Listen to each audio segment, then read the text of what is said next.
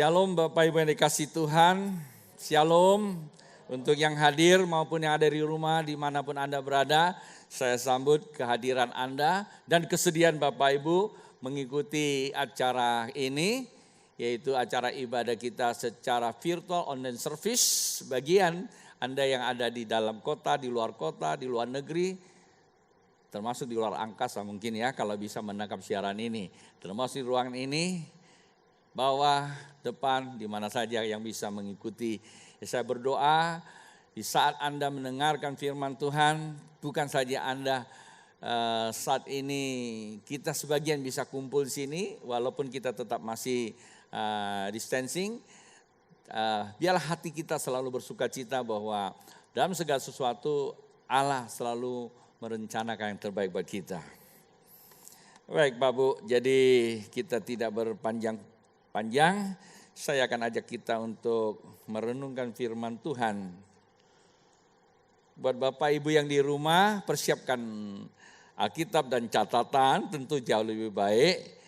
Kita memasuki minggu kedua dari pencurahan roh pada 2000 tahun yang lalu. Minggu lalu adalah minggu hari Pentakosta.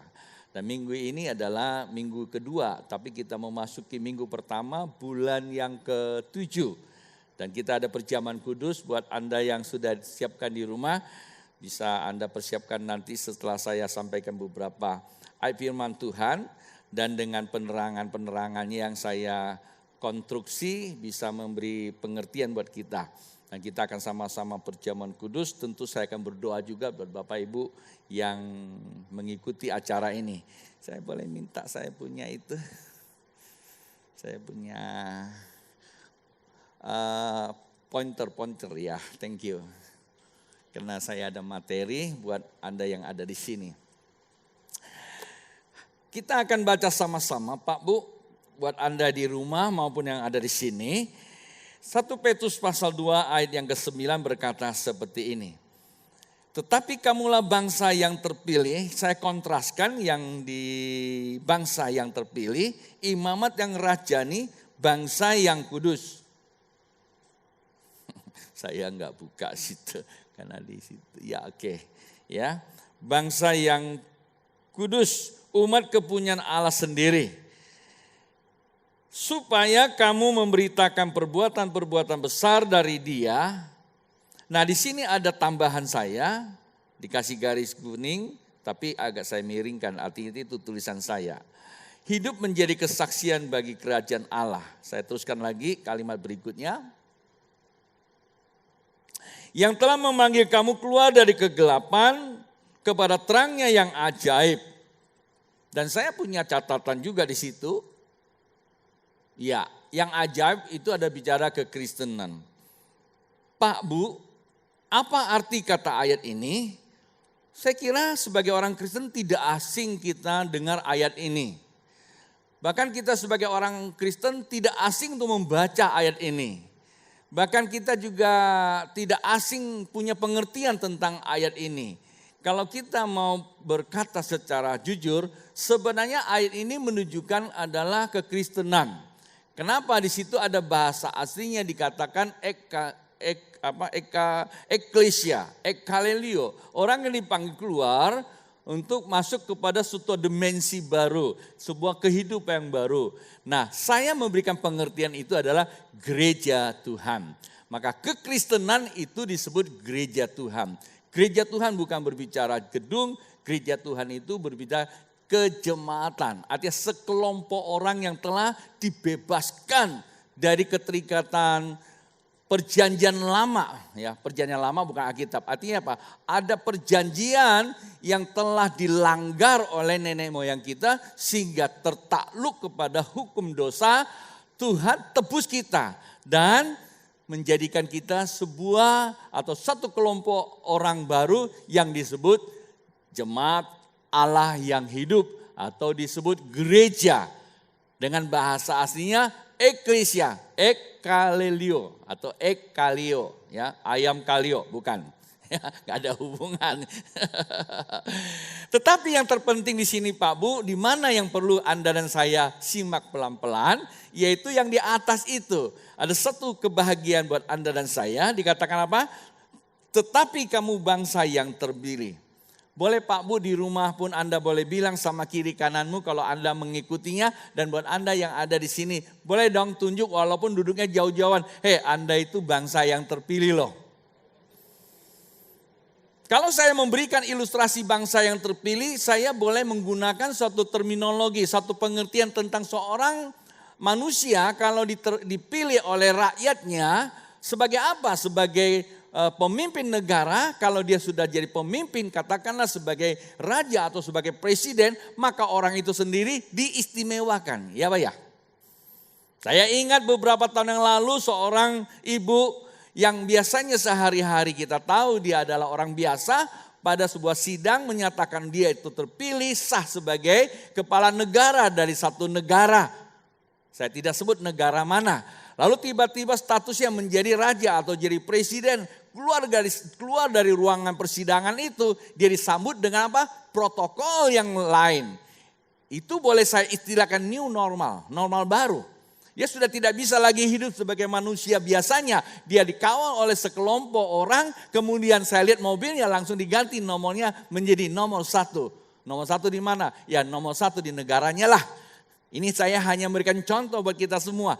Pak Bu, apa artinya? Artinya itu menggambarkan kita yang dipilih Allah seperti itu. Nomor 1 di kerajaannya. Iya, karena kita dianggap nomor 1, kenapa? Kita mewarisi kesulungannya. Maka itu Pak Bu, hak kesulungannya jangan dijual oleh karena kondisi COVID-19. Jangan gara-gara kondisi ini kita kehilangan status kita sebagai orang yang disebut lebih dari pemenang. Mengerti Pak Bu? Nah, dari ayat ini saya mulai melangkah, kira-kira Tuhan mau bicara apa sama kita hari ini? Dari sini saya bisa mengkonstruksikan bahwa ini adalah satu pekerjaan Tuhan yang disebut perbuatan Allah yang sempurna di atas kayu salib. Bagaimana caranya dia mengerjakannya? Nih ayat ini nih. Ayat ini juga kita sering dengar kok. Biasa dikhotbahkan. Keluar dari pemikiran yang di atas. Ayat tadi 1 Petrus pasal 2 ayat ke-9. Maka konstruksi nomor 2-nya saya letakkan ayat ini. Tuhan berbicara sama saya dengan pengertian tersendiri di sini. Yohanes pasal yang ke-10 perhatikan baik-baik. Ini kamarnya tuh selisih sedikit. Saya kemarin dikirim gambar oleh seorang sahabat saya dari Jakarta. Di satu kafe mereka kreatif. Karena makan siang mereka mesti makan dan mesti minum, kreatif. Sudah pakai masker. Karena masker itu bukan siksaan. Masker itu adalah kesadaran. Pakai masker adalah kesadaran. Saya semua pakai masker, ya, bukan siksaan Pak Bu. Jangan merasa pakai masker itu tersiksa hari-hari ini, ya. Ini adalah kesadaran kita mengenakan masker. Ada apa? Karena kita jaga bait Allah, jaga tubuh kita. Kita bukan jaga orang lain tapi jaga diri kita sendiri. Nah, oleh sebab itu karena mereka kerja, pada saat istirahat mereka makan. Lah makannya di mana? Makan pasti di kantin. Tapi kalau duduk di kantin memang sudah ada aturannya, disebut protokolnya. Duduknya tidak boleh berdempetan. Ya. Tetapi namanya makan kan meja. Ya.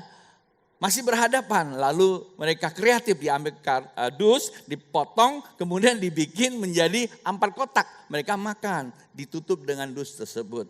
Terus saya lagi berpikir, sebenarnya kita sebagai orang bijaksana bisa langsung terinspirasi dan itu menjadi peluang bisnis loh ya memang.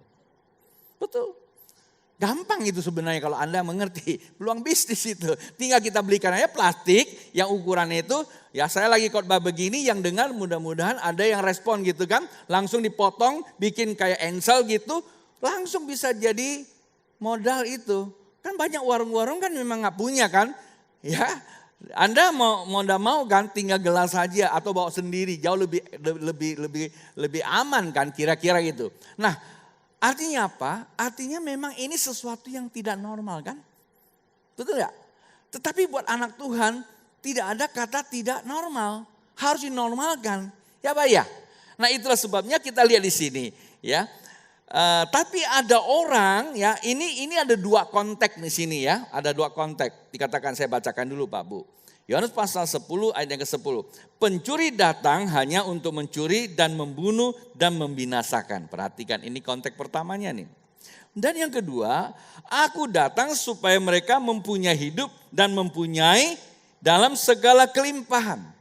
Pak Bu, pertanyaannya, yang pertama, clear enggak? Iblis datang itu mencuri, membunuh, membinasakan. Clear enggak?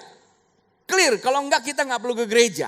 Artinya itu sudah sah, enggak perlu lagi diuji. Sudah terjadi sejak di Taman Eden Pak Bu. Kok terhadap iblis kita percaya bahwa itu sudah sah? Manusia jatuh dalam dosa karena perbuatan iblis sejak Taman Eden. Nah sekarang yang kedua, datang Yesus memberi hidup dan kelimpahan. Pertanyaan saya, clear enggak? Kalau clear seharusnya sudah kelimpahan dong. Buktinya ketakutan. Masih banyak yang ketakutan, ya Pak ya? Pertanyaan saya, ketakutan, kemiskinan, sakit penyakit, apalagi cerai, perkelahian, sakit, apalagi virus, apalagi dan saudara-saudaranya atau kelompok-kelompoknya, itu semua akibat. Itu wilayah kehidupan, itu namanya akibat Pak Bu. Kalau kita berkutak-katik soal akibat sampai dunia kiamat enggak selesai. Ya Pak ya? Sebagai orang yang sadar harusnya kembali lagi. Ngapain kita berurusan dengan akibat? Akibat itu akan selesai sendirinya kalau penyebabnya dulu. Kenapa kita tidak dapatkan kelimpahan? Karena penyebabnya itu hidupnya belum dapat. Kenapa di Taman Eden mengalami kematian? Maka manusia hidup di bawah kutuk, hidupnya sengsara. Kalau kita orang percaya boleh berkata, sudah letih hidup susah. Allah saja tahu loh kita hidup susah. Ya Pak ya? Kalau Allah nggak tahu, nggak mungkin dia rela korbankan dirinya di atas kayu salib. Tuhan tahu.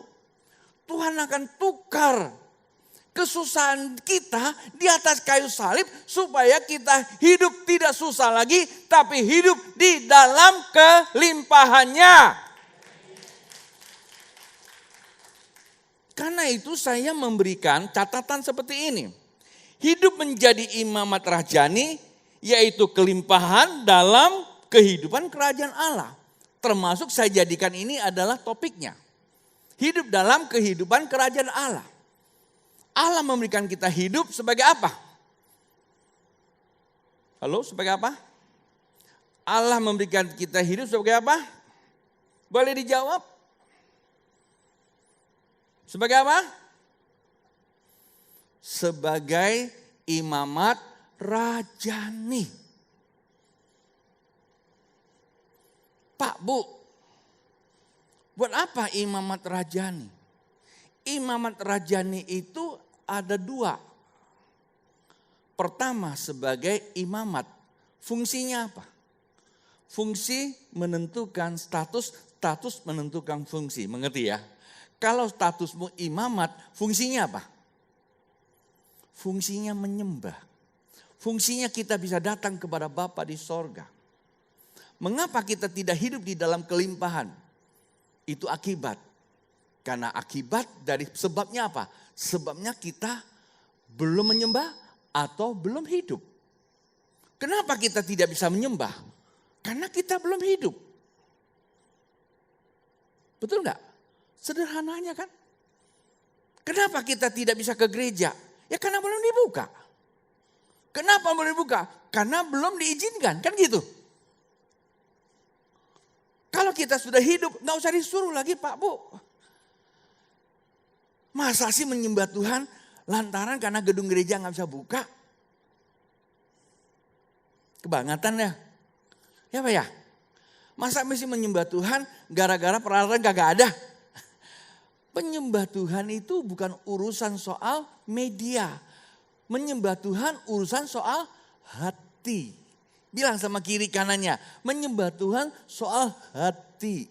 Maka menyembah Tuhan harus apa? Hati-hati. Kalau salah, yang satunya lagi masuk. Si pencuri datang membunuh, membinasakan. Itu Pak Bu. Ketika kita hidup menyembah sebagai imam, maka yang dua dikatakan rajani. Rajani itu apa sih? Rajani itu adalah memerintah. Hamdaka. Di dalam Alkitab Perjanjian Lama, Kejadian dikata, kita diberikan urapan serupa dengan Allah, artinya kita menjadi imam. Kemudian apa? Berkuasa atas kehidupan. Artinya apa? Merajai kehidupan ini, membangun kerajaan. Merepresentasikan sorga ada di bumi. Karena apa? Kepemerintahan kita di bumi. Karena Allah di dalam kita bisa memerintah. Artinya apa? Kita mempunyai kemampuan mengeksekusi dengan keputusan-keputusan yang ilahi. Keren. Hari ini saya bisa khotbah bolak-balik. Biasanya kalau saya khotbah enggak ada orangnya, saya jadi diam. Sampai 3 bulan saya tengah-tengah sendiri. Rupanya saya belum kebiasaan sendiri gitu. Begitu saya lihat ada orang, saya bisa ke sana sebentar gitu. Mungkin yang di rumah agak bingung. Pak Bu bisa dimengerti? Oke, ya sederhana sekali. Jadi kita bisa memerintah kehidupan ini. Memimpin perusahaan kita, memimpin pekerjaan kita, memimpin sekolah kita, memimpin rumah tangga kita. Memimpin apa saja, itu semua karena apa? Karena pemberian. Itu semua akibat aja. Akibat kita hidup, kita semua memimpin kan? Tapi kalau kita nggak bisa memimpin, kita tidak bisa buat apa-apa, selalu gagal. Jangan jadi orang yang melo. Tahu melo apa? Cuma hanya keluar air mata. Di hadapanmu Tuhan, ku datang menangis kesusahanku. Air mataku mengalir memenuhi kirbatmu. Malaikat bilang, lu konyol. Nangismu tidak ada gunanya kalau engkau sendiri mesti harus periksa ke dalam. Sudahkah engkau hidup? Itu pentingnya. Karena Tuhan datang memberi hidup. Hari ini saya beritahukan kepada Anda semua, kunci daripada kesuksesan tiap manusia itu terletak pada sudahkah kita hidup di dalam hidupnya Tuhan.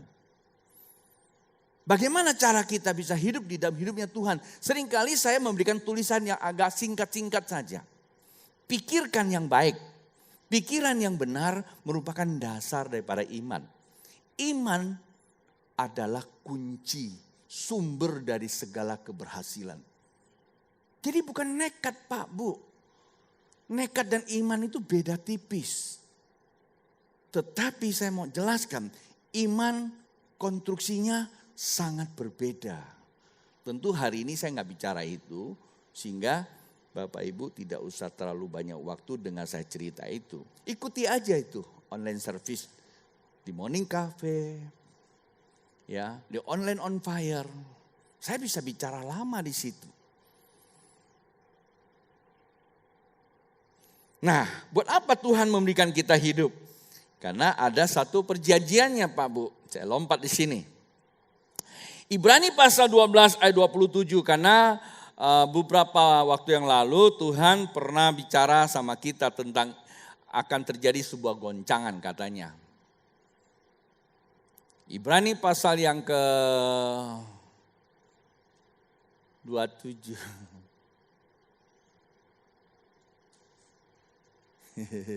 Itu saya punya komputer kok jadi lompat-lompat. Tolong dong dimatiin yang lainnya. Ya gitulah. Saya jadi geli gitu. Digoda sama gambar-gambar yang muncul di situ. Oke ya. Jadi apa kata Alkitab? Ibrani pasal 12 ayat 27 ungkap satu kali lagi menunjukkan kepada perubahan pada apa yang dapat digoncangkan. Perhatikan baik-baik ini kalimatnya. Ungkapan satu kali lagi menunjuk kepada perubahan, ada perubahan pada apa yang dapat digoncangkan. Harus berubah dari apa yang dapat digoncangkan. Dikatakan gitu ya. Karena ia dijadikan supaya tinggal tetap apa yang tidak tergoncangkan. Mengerti enggak? Alkitab katakan di ayat ke-26 bahwa satu kali lagi Tuhan akan menggoncangkan langit dan bumi. Apa yang digoncangkan? Yang dikatakan digoncangkan bahwa seluruh tatanan kehidupan akan digoncangkan. Tetapi yang jadi persoalan kita harus berubah, hidup di tengah kehidupan yang sedang digoncangkan. Tetapi kita hidup di tengah yang dapat digoncangkan, tapi kita tidak tergoncangkan. Ngerti nggak bahasa saya? Kira-kira kondisi saat ini benar nggak? Kita hidup di setengah keadaan yang sedang digoncangkan. Ya Pak iya? Jangan main-main Pak Bu. Saya nggak pernah takut kalau saya ngomong ini di depan media. Virus COVID-19 jangan kita anggap remeh. Jangan punya pendapat ini konspirasi sana dan sini. Saya orang yang terpendidik. Saya punya ilmu. Saya pendeta. Saya berdoa. Tentu saya menghargai para profesor-profesor yang menyelidiki. Dan mereka mengatakan barang ini sangat berbahaya. Namun kita tidak boleh takut. Saya setuju, kenapa? Kita hidup di tengah suasana bahaya, tapi kita diberikan kerajaan yang tidak membahayakan kita. Itu pengertiannya Pak Bu. Tapi jangan jadi orang yang letoy lemah ya. Kenapa pada pakai masker? Karena kita mengakui 30% menurut para ahli orang yang tidak pakai masker keluar dan dia punya potensi terpapar virus COVID-19. 30% Pak Bu. Kalau pakai 10%. Dari 30% yang terpapar 8% dia masuk ke rumah masa depan. Pertama, rumah tahanan, diisolasi. Enggak sembuh, rumah sakit. Pakai ventilator. Enggak sembuh, rumah masa depan, kuburan. Ngerti enggak? Tapi kita bersyukur pada Allah. Kita diberi hidup di rumah Tuhan. Itu namanya apa? Perlindungan Allah di dalam kehidupan kita. Bilang apa? Pak Bu, Tuhan sudah ngomong. Tuhan sudah ngomong. Dan Tuhan sediakan. Coba kita pikir begini. Abraham dan Lot itu saudara. Ketika Lot memilih hidupnya dengan keegoisan dia, maaf saya gunakan kata egois, Abraham serahkan. Orang yang ego bisa sukses tapi konyol. Perhatikan, orang yang ego sukses juga, buktinya Lot sukses enggak? Sukses, Sodom Gomora itu termewah pada masa itu. Tapi Abraham sebagai bapak orang beriman dilompati. Kalau istilah saya dikerjain. Lu bayangin aja, dia adalah seorang bapak yang berpendidikan, berhikmat. Tapi ini anak muda yang baru muncul kemarin langsung ambil alih lalu dikasih juga. Tapi karena butanya dia, batinnya enggak nyala, dia enggak bisa nangkap sinyal dari Tuhan. Padahal dia sedang masuk kepada sebuah goncangan yang dahsyat dia nggak tahu. Maka Bapak di sorga mesti ngomong sama siapa? Abraham. Orang yang punya hidup sebagai gereja Tuhan, dia mesti bisa dengar. Kalau dia bisa dengar, dia bisa mengeksekusi apa yang dia harus lakukan. Model bagaimana dia bisa melakukan. Itu seperti Abraham. Jadi maksudnya apa? hidup ini memang ada sebuah goncangan. Namanya eskalasi kehidupan. Terkadang percepatannya, akselerasinya begitu cepat sekali. Tanpa kita kepikir datang lagi, datang lagi, datang lagi. Karena itu kita perlu dekat sama Tuhan. Tahu bagaimana kita menghandle kehidupan ini. Itu yang terpenting Pak Bu. Bukan soal masalah yang sedang terjadi. Itu gak bisa ditolak. Jangan ditengking lah. Kadang-kadang saya ini konyol lagi. Main tengking aja itu virusnya. Kita tengking-tengking gak keluar, ayo kita udahlah terima nasib lah. Ngerti? Tuhan gak suruh kita tengking, Tuhan suruh tengking yang di dalam ini. Miliki hidup, Tuhan sediakan kerajaan tak tergoncangkan. Ada amin?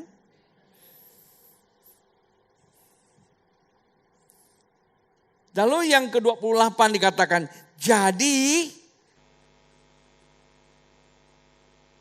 Ya, 28-nya. Jadi, karena kita menerima kerajaan yang tidak tergoncangkan, lalu gimana katanya?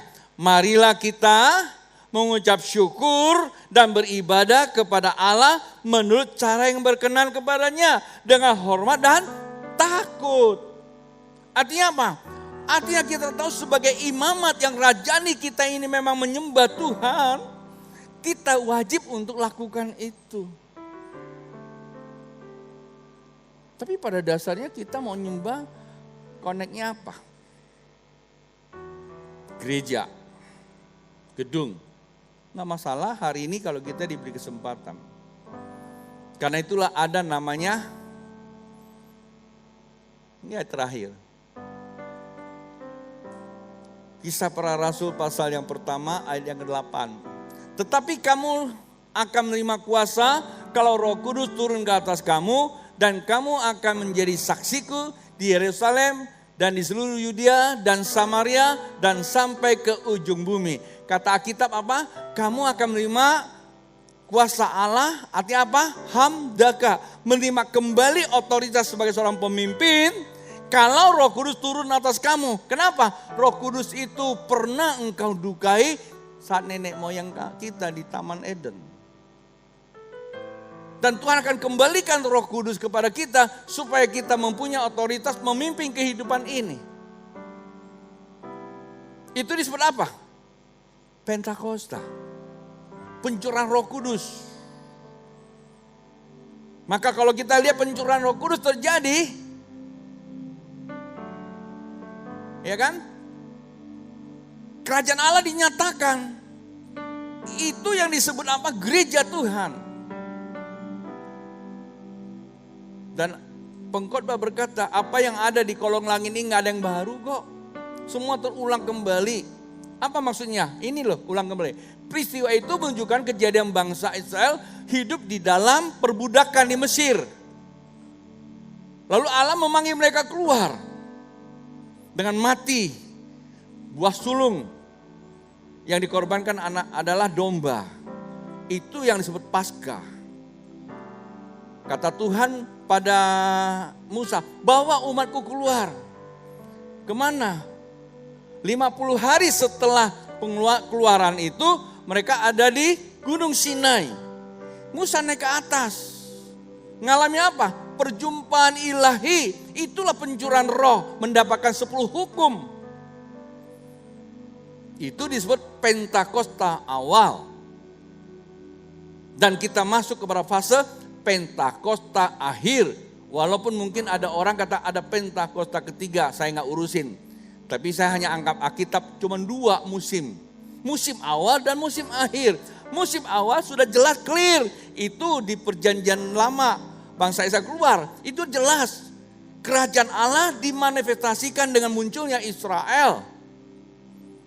Dipimpin oleh Saul. Pertama oleh para hakim. Saul dan Daud. Salomo dan seterusnya. Dan sekarang Israel masih muncul ada. Nggak usah kita bahas. Itu sebagai gambaran. Lalu Pentakosta akhir munculnya gereja Tuhan sebenarnya mengembalikan status keilahian otoritas Allah yang terhilang. Siapa dia? Bilang sama sampingnya, Anda orangnya. Lalu tugas kita apa? Kita perlu Roh Kudus bilang. Kita perlu Roh Kudus. Pak, Bu, pendeta gak bisa nolong kamu. Jangan melo. Gereja gak bisa nolong kita kondisi hari ini. Jangan nangis. Kenapa saya gak dikunjungin? Gimana mau kunjungin? Ada pendeta yang kunjungin mati kok kena virus. Ya kan? Gak usah urusin siapa yang kunjungi kita. Tapi ingat, kita tinggal dalam suatu dimensi yang tak tergoncangkan. Roh Kudus selalu datang pada kita tepat pada waktunya. Itulah sebabnya hari ini saya dorong jemaat Tuhan, milikilah hubungan keintiman. Karena itulah Pentakosta akhir. Supaya apa? Supaya engkau sebagai gereja Tuhan bisa menjadi kesaksian. Karena kita punya hidup, karena kita hidup di dalam segala kelimpahan. Konteks kekinian kita kelimpahan kasih. Kita bisa berbagi kasih satu sama lain. Kita tidak banyak menceritakan hal yang menakutkan. Kita tidak terlalu hanya ke dalam, tapi kita bisa explore keluar. Kita kelimpahan kesehatan. Kita beri kesaksian buat orang lain. Kita mengerti bagaimana mengolah tubuh kita. Kita jaga kesehatan kita. Olahraga yang cukup, makan yang sehat, istirahat yang cukup. Jangan begitu dibuka open new normal, kita semua nongkrong di jalan kayak orang gak punya Tuhan. Kayak punya orang tidak punya Tuhan maksud saya. Kayak kancil lepas kandang Pak Bu. Dan itu bukanlah orang yang dikenan oleh Tuhan. Itu orang yang telah dicuri mentalitas sebagai jemaat lebih dari pemenang. Mari bangkit berdiri. Lagu yang terakhir bagus. Ya, kita naikkan lagu yang terakhir. Kita naikkan lagu ini dan kita juga mau perjamuan kudus Pak Bu.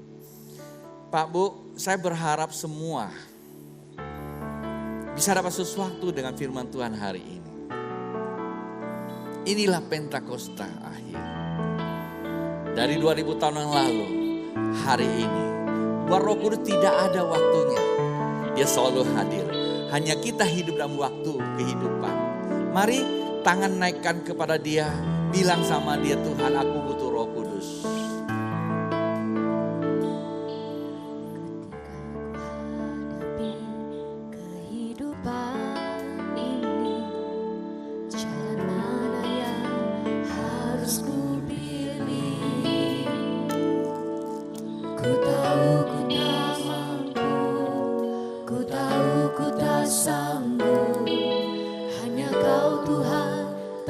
Jawabanku,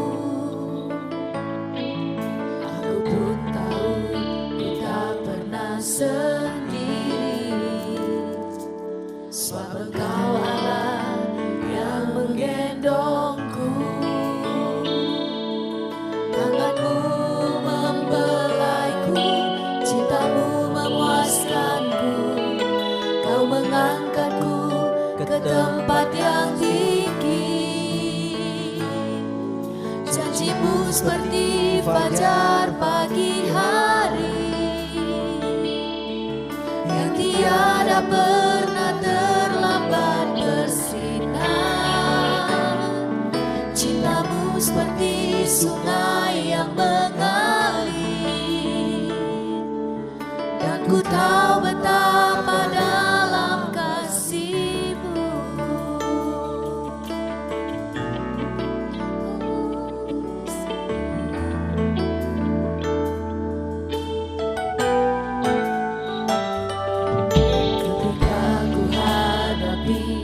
Kehidupan ini, jalan mana yang harus ku pilih? Ku tahu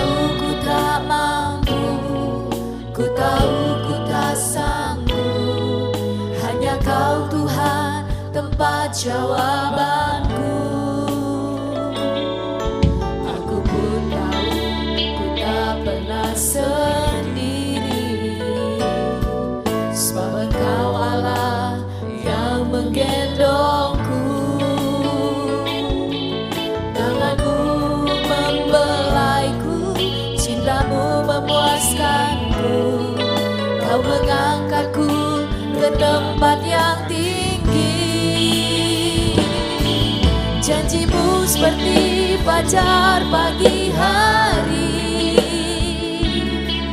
dan tiada pernah terlambat bersinar. Cintamu seperti sungai yang mengalir, dan ku tahu betapa dalam kasih-Mu. Janji-Mu seperti fajar pagi hari,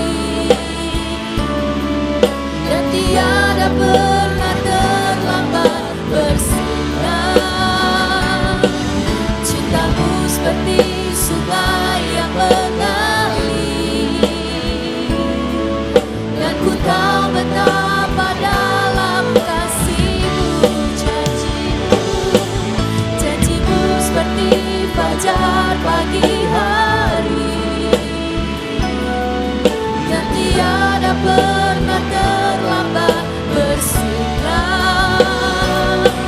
Cintamu seperti sungai yang mengalir, dan ku tahu betapa dalam kasih-Mu. Pak Bu, sebelum kita mengangkat cawan yang berisikan anggur dan roti ini, mari izinkan firman Tuhan untuk mencerahkan hati kita. Persoalan yang sedang terjadi di dalam kehidupan kita, mungkin kita bisa menjadikan kambing hitamnya adalah pandemi COVID-19. Boleh-boleh saja. Sehingga ada banyak hal terjadi di dalam kehidupan kita. Berentetan terus menerus. Tapi saya mau sampaikan satu hal kepada kita semua. Firman Tuhan berkata bahwa itu semua akibat ketidaksiapan kita. Akibat ada benih-benih yang negatif di dalam jiwa kita.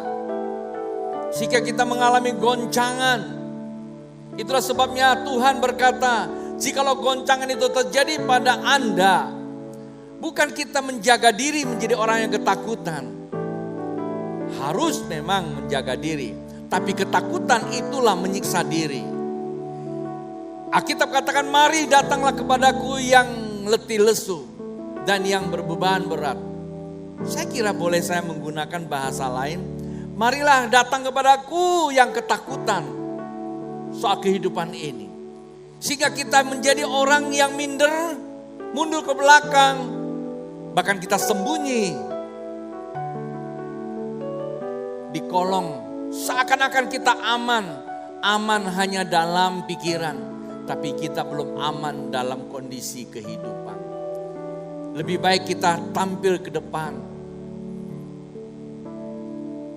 menerima panggilan Tuhan. Ya Tuhan, saya sudah salah selama ini. Saya ketakutan karena ego saya. Maka ada banyak yang saya kerjakan dengan unsur ego saya. Sehingga menyebabkan akibat banyak hal terjadi. Karena itu ya Tuhan, saya minta kepada Engkau. Curahkanlah roh-Mu atas aku. Biarlah roh-Mu turun atas aku. Biarlah roh-Mu Tuhan mengembalikan seluruh keberadaan itu kepada aku. Sehingga aku dapat berjalan di dalam Engkau ya Tuhan. Sehingga aku boleh melakukan sesuatu oleh tuntunan Engkau ya Tuhan. Dan masing-masing periksa. Apa sih yang kita kerjakan sehari-hari? Apa sih yang kita timbun sehari-hari? Jangan-jangan kita telah banyak timbun hal-hal yang negatif yang tidak diperbolehkan. Padahal kita diberikan akal untuk mengukur, memperhitungkannya apa yang masuk, boleh atau tidak masuk ke dalam batin kita. Tapi oleh karena keadaan kita izinkan itu masuk dan itu menjadi kebiasaan kita. Tanpa disadari, hari-hari ini dia menjadi monster yang mengganggu kehidupan kita. Apakah orang seperti itu dapat datang kepada Tuhan? Iya, dapat. Tapi pertanyaan, apakah ia bisa tinggal di dalam kerajaan Allah? Itu sulit.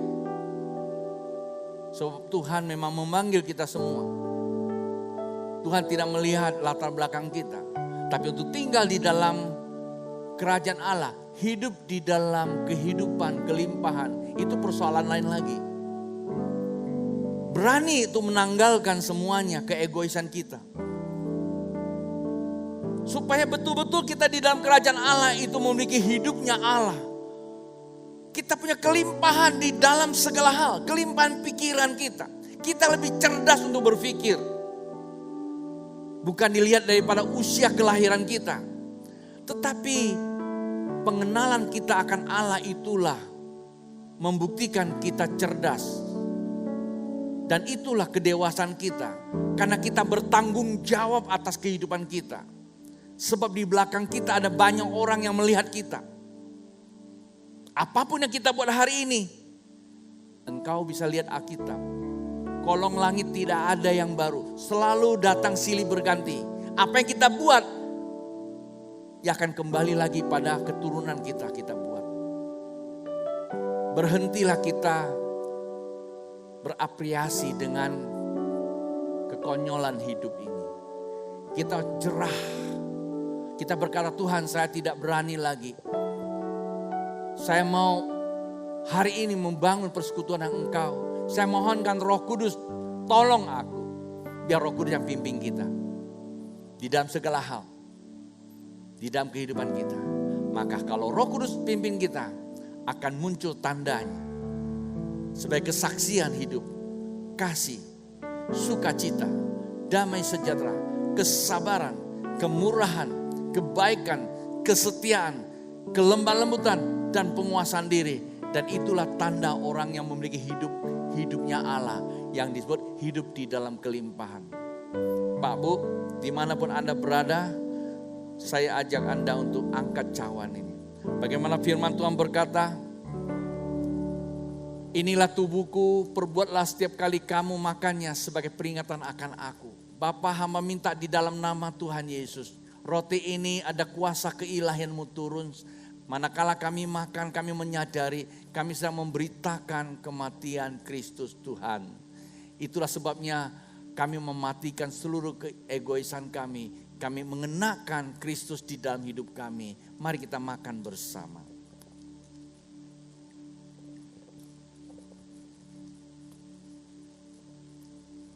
Pak Bu, angkat cawan yang berisikan anggur ini. Alkitab berkata, inilah darahku, darah perjanjian baru. Yang akan mengampuni dosa-dosamu, menghapusi dosa-dosamu, supaya engkau mempunyai hidup yang baru. Bapa, terima kasih untuk darah-Mu. Sekalipun yang kami angkat ini adalah anggur, tapi kami sadar darah Kristus itu adalah kebenaran.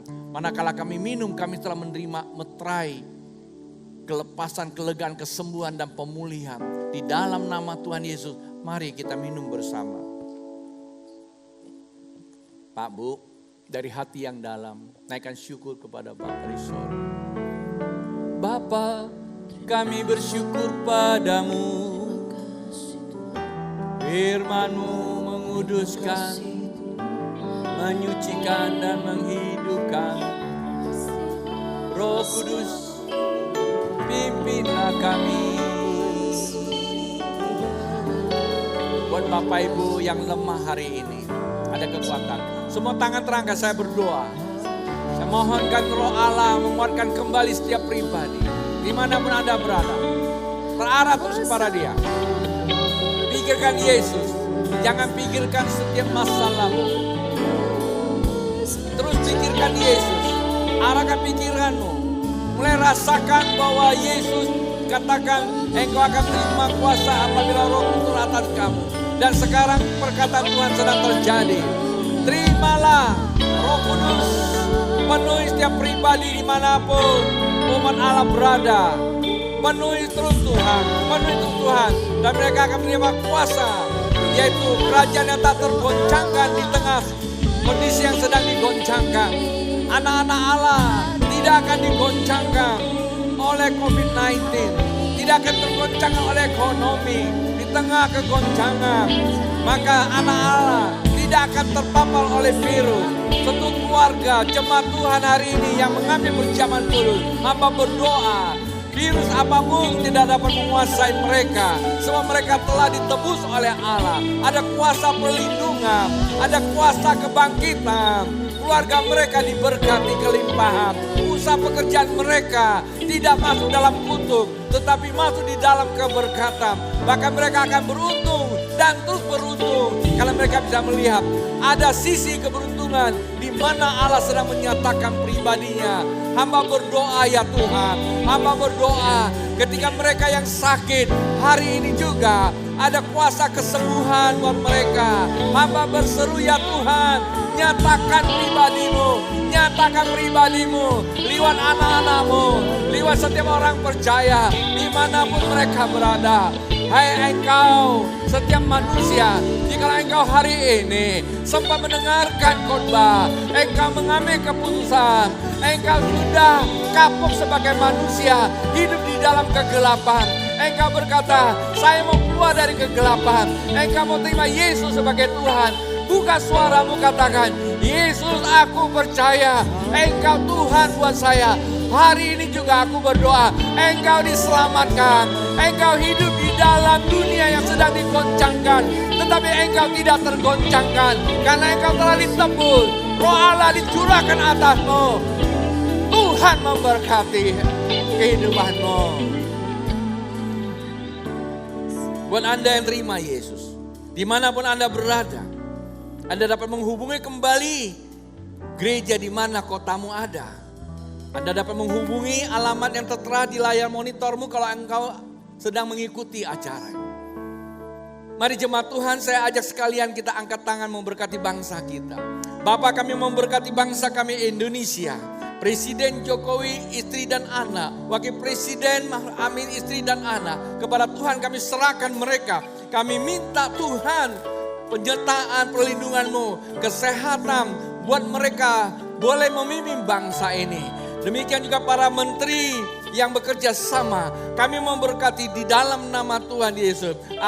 Aparatur negara, yaitu pejabat tinggi negara, MPR, DPR, TNI, Polri, Jaksa Tinggi, Kehakiman. Bapak, kami mintakan di dalam nama Tuhan Yesus, ada berkat atas mereka. Demikian para gubernur, wakil gubernur, bupati, wakil bupati, wali kota, wakil wali kota, camat, lurah.